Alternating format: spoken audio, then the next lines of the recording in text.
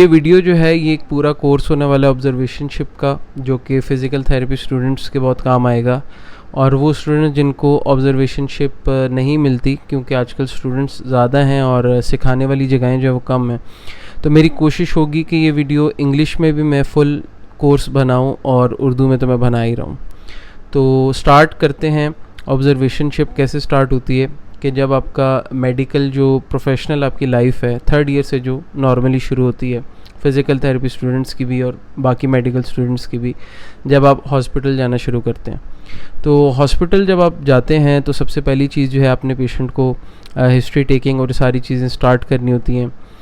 अगर आप किसी ओपीडी क्लिनिक में कर रहे हैं, वहाँ पे हिस्ट्री टेकिंग अलग होती है। अगर आप किसी हॉस्पिटल में आईपीडी सेटिंग्स में डिफरेंट वार्ड्स में जाते हैं, ऑर्थो है, न्यूरो है, वार्ड्स तो खैर सारी दिखाए जाते हैं, आईसीयू भी होता है, सीसीयू भी होता है, न्यूरोलॉजिकल भी होता है और चिल्ड्रन वार्ड भी होता है। तो स्टार्ट हम करते हैं कि कैसे आपने पेशेंट देखना शुरू करना है। पहले तो आपकी ऑब्जर्वेशन होती है। ऑब्जर्वेशन का मतलब है कि आपने ऑब्ज़र्व करना है पेशेंट को। फिर आस्ता आस्ता हम पूरा प्लान बताएंगे कि हिस्ट्री टेकिंग है, एवेल्यूएशन है, एग्जामिनेशन है, फिर आप अपना डायग्नोसिस बनाना होता है अपने हिसाब से, अपने पेशेंट को जज कर। अच्छा, स्टार्ट आपने कैसे करना है जब भी पेशेंट आपके पास आए ओपीडी में। ओपीडी का मैं अलग बताऊंगा, आईपीडी का मैं अलग बताऊंगा। ओपीडी में ये कि ज़ाहिर आपके पास जब पेशेंट आ रहा है तो आप सबसे पहली चीज़ तो ये देखते हैं कि उसको कोई फंक्शनल डिसेबिलिटी तो नहीं है, उसने कोई वॉकिंग एड जो है वो तो नहीं पकड़ी हुई, स्टिक तो नहीं पकड़ी हुई, व्हील चेयर तो नहीं है। ये सारी चीज़ों से आपको अंदाज़ा हो जाता है। फेशियल एक्सप्रेशंस जो हैं वो बहुत मैटर करते हैं कि पेशेंट के एक्सप्रेशन फेशियल कैसे हैं, वो नॉर्मल है, खुश लग रहा है और डिप्रेस्ड है, गुस्से में लग रहा है, चिड़चिड़ा लग रहा है। तो इससे हम अंदाज़ा लगाते हैं कि उसको काफ़ी पेन है। और मेन चीज़ इसमें ये देखी जा सकती है कि गेट कैसा है उसका, अगर तो आपको नज़र आ रहा है। फॉर एग्ज़ाम्पल वेटिंग एरिया से पेशेंट आपके पास आ रहा है आपके कंसल्टेशन रूम में, तो उसमें आपने ये देखना है कि पेशेंट की गेट कैसा है। गेट से आपको ऑब्वियसली बड़ी चीज़ों का अंदाज़ा हो सकता है। अगर आप गेट्स को थॉरो स्टडी करें तो आपको पता चल जाएगा कौन सा गेट है और इसको क्या इशू है, और मसल का इशू है, स्पाइन का इशू है। और ऑब्जर्वेशन में जो है ये चीज़ें आती हैं। ऑब्जर्वेशनशिप हम कहते हैं इसलिए कि अपने पेशेंट को जो है ना वो देखना होता है। ऑब्जर्वेशनशिप में बेसिकली इंटर्नशिप से पहले की चीज़ होती है और पेशेंट को हाथ नहीं लगाया जाता, सिर्फ ऑब्ज़र्व किया जाता है कि इसके साथ कैसे ट्रीटमेंट किया जा रहा है, कैसे हिस्ट्री ली जा रही है और क्या चीज़ें फॉलो की जा रही हैं, क्या प्रोटोकॉल फॉलो किया जा रहा है।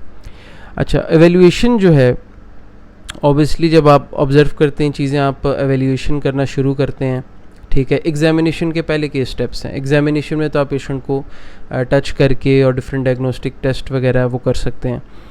तो हिस्ट्री टेकिंग इसमें आ जाती है। और हिस्ट्री टेकिंग में ऑब्वियसली जब अगर हम ओपीडी की बात करें तो सम टाइम ये होता है कि किसी और डॉक्टर से जो है वो पेशेंट हो के आता है, तो उस पर डायग्नोसिस लिखा होता है, लेकिन आपने जो है ना अपना डायग्नोसिस खुद बनाना है। अच्छा, हिस्ट्री टेकिंग ऑब्जर्वेशन मैंने आपको बता दिया जब पेशेंट आपके सामने आए। आईपीडी में ये होता है कि पेशेंट लेटा होता है, उसकी फ़ाइल वगैरह भी पड़ी होती है, लेकिन फ़ाइल आपने पहले नहीं पढ़नी है। आपने पहले थोड़ा सा अपना एक माइंड बनाना है कि पेशेंट को, जो मैंने आपको बताया कि फेशियल एक्सप्रेशन है, पेन चेक करना है कि पेनफुल एक्सप्रेशन तो नहीं है, अगर वो बैठा हुआ है, लेटा हुआ है, सो रहा है या पेन में है, डिस्टर्ब्ड है, ये सारी चीज़ें आपकी ऑब्जर्वेशन में आती हैं। पेशेंट की आपको जनरल जो वेल बीइंग है ना वो इसी से पता चल जाती है। तो हिस्ट्री सबसे पहले ऑब्जर्वेशन है, फिर हिस्ट्री टेकिंग है, पेशेंट से अपने सारे सवाल पूछने हैं। और फॉर्म जो है वो हर आईपीडी का अलग फॉर्म है, ओपीडी का अलग फॉर्म होता है, तो उस हिसाब से आपने उसको फिल करते जाना। एग्जामिनेशन में ये देखा जाता है कि आपने पेशेंट को या तो डिफरेंट टेस्ट परफॉर्म करवाने हैं या उसको पल्पेट करना है, उसको जो पेनफुल एरिया है उसका जो वो आपको मसला बता रहा है उसको आपने फिर एग्जामिनेशन में हम टेस्ट भी कराते हैं, डायग्नोस्टिक टेस्ट। यहाँ से आपका जो डिफरेंशियल डायग्नोसिस है ना वो शुरू हो जाता है। आप अपने ज़हन में कुछ डायग्नोसिस लेके आते हैं कि ये हो सकता है, ये हो सकता है, ये हो सकता है, ये हो सकता है। तो प्रोग्नोसिस में ये है कि फिर ट्रीटमेंट का आउटकम क्या होगा, और आपके शॉर्ट टर्म गोल्स होते हैं, लॉन्ग टर्म गोल्स होते हैं। और एक चीज़ याद रखें, जो भी केस होगा, अगर आपका फ़िज़िकल थेरेपी से रिलेटेड केस है, शॉर्ट टर्म में हमेशा आपने पेन ख़त्म करना है, और लॉन्ग टर्म में जो है वो स्ट्रेंथनिंग भी आती है, रेंज ऑफ मोशन इम्प्रूव करना भी आता है, लाइफस्टाइल मॉडिफिकेशन भी आती है, और आगे इसको नाउ प्रिवेंशन भी लॉन्ग टर्म में आ जाता है। तो सबसे पहले तो अपने पेशेंट के पेन पे फोकस करना, और होलिस्टिक अप्रोच जो है वो बहुत ज़रूरी होती है। आपने सिर्फ ये नहीं कि उसने कहा आपको घुटने में दर्द है, कमर में दर्द है, आपने वहीं फोकस रखना है। आपने बाकी चीज़ें जो है ना, ये ऑब्जर्वेशनशिप में, इंटर्नशिप में ये सिखाया जाता है कि आपने ओवरऑल पूरा पेशेंट असेस करना होता है। तो इसमें आपके वाइटल्स आ जाते हैं। वाइटल्स में ऑब्वियसली आपका ऑक्सीजन होता है जो कि आप पल्स ऑक्सीमीटर से चेक कर सकते हैं, अगर उसको कोई मशीन लगी हुई आईपीडीज़ में होती हैं, जिसमें रिस्पायरेशन रेट जो है आप मैनुअली ऐसे चेक करते हैं। अगर आईपीडी में पेशेंट लेटा हुआ है तो उसके ऊपर अगर कंबल है, कोई चादर है, कोई ऐसी चीज़ है, उसको हटा के आप उसका डायफ्राम देखते हैं, 1 मिनट में कितना उसका जो मूवमेंट है वो हो रही है, वो कंसिडर होता है रिस्पिरेशन। ऑर्गन डैमेज के हवाले से एक चीज़ ये देख लें कि अगर आपको केस है मस्कुलोस्केलेटल इंजरी का, लेकिन जो उसके ऑर्गन्स की और उसकी अपनी पूरी जो सेहत है वो उस पर बहुत डिपेंड करता है कि अगर उसको कोई डायबिटिक है पेशेंट, उसको हाइपरटेंशन है, हाई ब्लड प्रेशर है, कोई जिगर का मसला है, कोई मैदे का मसला है, तो ये सारी चीज़ें उसके ऊपर असरअंदाज होती हैं। तो इसीलिए कहते हैं कि आपने सिम्टम्स को ट्रीट नहीं करना, अपने पेशेंट को ट्रीट करना है। तो वो चीज़ें आपको पता होना चाहिए। ये थोड़ा सा एडवांस लेवल में आ जाता है, लेकिन एक यहीं से आप सीखेंगे तो आगे जाके आप और अच्छे डॉक्टर भी बनते हैं और अच्छा आपका जो डायग्नोसिस है और आपका जो फिर एक टाइम आता है कि आप ऐसे करके पेशेंट को देख के बता सकते हैं कि क्या इसका इशू है। तो ये सारी चीज़ें आपने मॉनिटर करनी होती है। फॉर्म्स के अंदर ये सारी चीज़ें होती हैं, कुछ टेस्ट्स होते हैं, कुछ हिस्ट्री सी चीज़ें पता चल जाती हैं। अच्छा, इसके बाद जो पेन स्केल बहुत ज़रूरी है। अगर पेन है पेशेंट को तो 1 से लेकर 10 तक होता है, एक्सप्रेशन वाला एक पेन स्केल होता है। मोस्टली न्यूमेरिकल पेन स्केल को फॉलो किया जाता है कि भाई 10 में से कितना आपको दर्द है। तो 5 जो है वो मीडियम है, 0 है बिल्कुल नहीं है, 10 जो है वो मैक्सिमम पेन है। तो अगर कोई पेशेंट कह रहे जी मुझे 10 वाला पेन है लेकिन वो बिल्कुल नॉर्मल बैठा हुआ है तो वो सही नहीं बता रहा। तो ये थोड़ा सा इसमें पेन स्केल में थोड़ा सा पेशेंट जो है ना वो गलती कर देते हैं, कम को ज़्यादा को कम भी बता देते हैं। तो इसमें आपने थोड़ा बहुत ज़रा इंटरवेंशन करनी होती है कि पेशेंट सही बताए। अच्छा, इसके बाद एज रिलेटेड डिजीज़ जो हैं वो आ जाते हैं। फेशियल एक्सप्रेशंस का मैं बता चुका हूँ। फेशियल एक्सप्रेशन से पता चल जाता है कि पेशेंट को कितना पेन है, वो नॉर्मल बैठा हुआ है, डिस्टर्ब्ड है, गुस्से में है। तो ये चीज़ें आईपीडी में भी जब पेशेंट आपके सामने वार्ड में है तब भी पता चल जाएगा, ओपीडी में तो पता चल ही जाता है जब वो हिस्ट्री आपको दे रहा होता है। तो एज रिलेटेड डिजीज़ में ज़ाहिर है कि ये ब्लड प्रेशर, शुगर आजकल बहुत कॉमन है पाकिस्तान में, बाहर भी है ऑब्वियसली, लेकिन ये है कि शुगर, ब्लड प्रेशर, ये चीज़ें कॉमन है एज के साथ।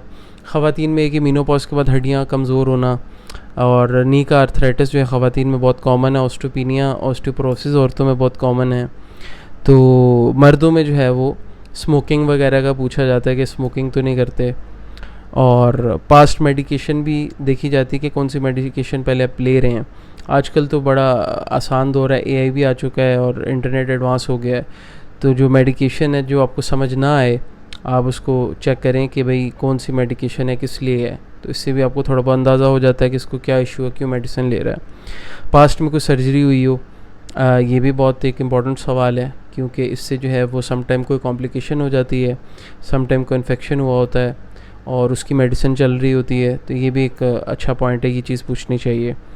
और हिस्ट्री ऑफ फ्रैक्चर जो है ये एक बड़ा इंपॉर्टेंट सवाल होता है कि पहले आपको कोई फ्रैक्चर हुआ है, तो अगर तो कोई एक्सीडेंट है तो वो तो नॉर्मल है। तो अगर तो नॉर्मल किसी एक्टिविटी से, जैसे मेरे पास कुछ ऐसे केसेस आते थे कि कोई ऐसी एक्टिविटी नहीं कि थोड़ा सा गिरे और हड्डी टूट गई, और मजबूत हड्डी जो जैसे थाई की है, और जो मतलब पतली हड्डियाँ उनका ज़रा टूटने का चांस ज़्यादा होता है, लेकिन जो थाई की हड्डी है वो तो कंक्रीट के, जो फीमर है वो तो कंक्रीट के लेवल की हड्डी होती है। तो वो अगर टूटी है या इसके अलावा कोई और बड़ा जॉइंट टूटा है तो ये शो करता है कि हड्डियाँ पेशेंट की कमज़ोर हैं। इससे आपको पता चल जाएगा कि भाई बाकी हड्डियों का क्या हाल होगा। ओबेसिटी, ऑब्वियसली ओबेसिटी जो है वो 2 चीज़ें करती है, जॉइंट को वीक कर देती है। हड्डियों पे जब स्ट्रेस पड़ता है वज़न की वजह से हड्डियाँ मजबूत होती हैं जब वेट ज़्यादा होता है, लेकिन एक जॉइंट के ऊपर वो असरअंदाज होता है। तो जॉइंट रिलेट जो भी ओबीस पेशेंट होगा, आपने देखना है कि उसके जो बड़े जॉइंट हैं, नी जॉइंट, उसमें इसको कोई इशू तो नहीं है, और कमर का कोई इशू तो नहीं है उसको। ये दोनों चीज़ें कॉमन होती हैं इसमें। अच्छा, जो भी डायग्नोस्टिक टेस्ट होगा, फॉर एग्जांपल ब्लड टेस्ट्स होते हैं, ब्लड सीपी होता है, कैल्शियम होता है, यूरिक एसिड होता है, विटामिन डी होता है, सीरम क्रिएटिनिन होता है, ये रीनल फंक्शन टेस्ट में आता है। और सीरम क्रिएटिनिन होता है, यूरिया होता है, यूरिक एसिड होता है। अब सीपी जो है, ब्लड सीपी देखने में तो बड़ा नॉर्मल सा बेसिक सा टेस्ट है, लेकिन इससे बहुत सारी चीज़ें पता चलती हैं। हीमोग्लोबिन पता चलता है, रेड ब्लड सेल काउंट पता चलता है कि पेशेंट एनीमिक तो नहीं है, आयरन की कमी तो नहीं है। लेकिन ऑब्वियसली जो एनीमिक पेशेंट होते हैं उसमें B12 भी ज़रूरी होता है, फॉलिक एसिड भी होता है और आयरन भी होता है, तीनों चीज़ें खून बनाती हैं। तो ये तीनों चीज़ें जो हैं वो बहुत सारे मस्कुलोस्केलेटल इश्यूज़ कॉज करती हैं। तो ये चीज़ भी थोड़ी सी हाई लेवल इन्फॉर्मेशन है, लेकिन आपको मैंने बता दिया, आप इससे सीख सकते हैं। और इन्फेक्शन का पता चलता है, वाइट ब्लड सेल से पता चलता है कि कोई इन्फेक्शन वगैरह तो नहीं चल रहा जिस्म में। और कैल्शियम जो है, ब्लड कैल्शियम, एक चीज़ याद रखें, अगर ब्लड कैल्शियम टेस्ट हुआ है तो ब्लड कैल्शियम अलग है, हड्डियों का जो कमज़ोरी है, हड्डियों में जो कैल्शियम है वो अलग चीज़ है, जो कि डेक्सा स्कैन से पता चलती है। तो ब्लड कैल्शियम अगर ठीक आ रहा है तो इसका मतलब ये नहीं है, क्योंकि ये बात थोड़ी लंबी हो जाएगी, लेकिन इसकी साइंस ये है कि आपकी हड्डियों से ब्लड कैल्शियम जो है ना, बॉडी ने मेंटेन करना होता है ब्लड में कैल्शियम लेवल। तो वो जब डाइट से आपको नहीं मिलता तो आपकी हड्डियों से निकल के ब्लड में जाता है और उसको पूरा करता है। तो ब्लड कैल्शियम जो है मोस्टली लोगों का ठीक आता है, तो इससे देख के आपने धोखा नहीं खाना। अच्छा, इसके बाद डायग्नोस्टिक इमेजेस में आपके एक्सरे है, एमआरआई है, सीटी स्कैन है। सीटी स्कैन जो है वो आप समझेंगे बड़ा एडवांस किस्म का एक्सरे है, जो आपके बोन के स्ट्रक्चर बड़ा अच्छे से बता देता है। तो वो लोग कम करवाते हैं, या एक्सरे होता है या एमआरआई आजकल ज़्यादा लोग डॉक्टर्स प्रेफर करते हैं। तो एक्सरे जो है वो सिर्फ ये नहीं बताता कि आपकी हड्डी टूटी है या नहीं। तो हड्डी का जो भी इशू होता है उसमें एक्सरे कराया जाता है, जैसे कमर का है, या अगर आप कहीं गिरे हैं, कोई एक्सीडेंट हुआ है, कोई ट्रॉमा हुआ है, तो वो फ्रैक्चर चेक करने के लिए करते हैं एक्सरे। इसमें ये है कि फिर जो एक्सरे है, एक बड़ी इंपॉर्टेंट चीज़ ये बताता है कि आपकी हड्डी कितनी कमज़ोर है, और ये चीज़ हमें एमआरआई से इतनी पता नहीं चलती। तो आपके ऑस्टियोफाइट्स भी विजिबल होते हैं एक्सरे में, जब बहुत अच्छा एक्सरे क्वालिटी हो। तो कुछ बहुत पुरानी मशीनें होती हैं सरकारी हॉस्पिटल्स में, वो मैटर नहीं। एक्सरे होते हैं जो कि इतने अच्छे नहीं होते, कि इसमें कुछ नज़र ही नहीं आ रहा होता। तो ये बहुत इंपॉर्टेंट है। ये एक्सरे और एमआरआई से रिलेटेड मैं अलग से वीडियो बनाऊंगा, उसमें बताएंगे कैसे अपने एक्सरे और एमआरआई में क्या देखना होता है, ठीक है। अच्छा, इन डिटेल्स के बाद इन सारी जो मैंने आपको चीज़ें बताई हैं, इससे आपका डिफरेंशियल डायग्नोसिस बन जाता है, और फिर आस्ता आस्ता आप इस चीज़ को क्लियर करते हैं और एक कंफर्म और डायग्नोसिस की तरफ आते हैं। फिर आगे जो है आपने ट्रीटमेंट प्लान बनाना होता है, क्या आउटकम आएगा उसका, जो प्रोग्नोसिस कहलाता है। और लॉन्ग टर्म और शॉर्ट टर्म प्लान्स होते हैं। तो जैसे मैंने पहले बताया कि शॉर्ट टर्म प्लान में पेन ख़त्म करना है और रेंज ऑफ मोशन इम्प्रूव करनी है, क्योंकि या तो आपके पास कोई पेन के लिए आ रहा है, उसकी मूवमेंट का कोई इशू आ रहा है, तो दोनों चीज़ें आपने एड्रेस करनी शॉर्ट टर्म में। पेन नहीं है तो रेंज ऑफ मोशन पे फोकस करना है, और अगर रेंज ऑफ मोशन का अभी इतनी ज़रूरत नहीं है, पेन ज़्यादा है, तो पहले पेन को फोकस करना है। लॉन्ग टर्म में फिर आपने पूरा उसका प्लान बनाया। उसमें डाइट वगैरह भी आ जाती, जो कि बहुत सारे लोगों को इल्म नहीं होता, इवन डॉक्टर्स को भी इल्म नहीं होता कि डाइट और उसका जो लाइफस्टाइल है वो बहुत मैटर करता है, लेकिन उस तरफ कोई तवज्जो नहीं देते। लेकिन एक बहुत लॉन्ग टर्म में होता है ये, स्पेशली ओपीडी में, जो आपके पास जब प्राइवेट क्लिनिक में पेशेंट आता है ना, तो उसमें ये चीज़ें बहुत ज़्यादा फॉलो करते हैं। जब आप आईपीडी वगैरह में होते हैं फिर नहीं।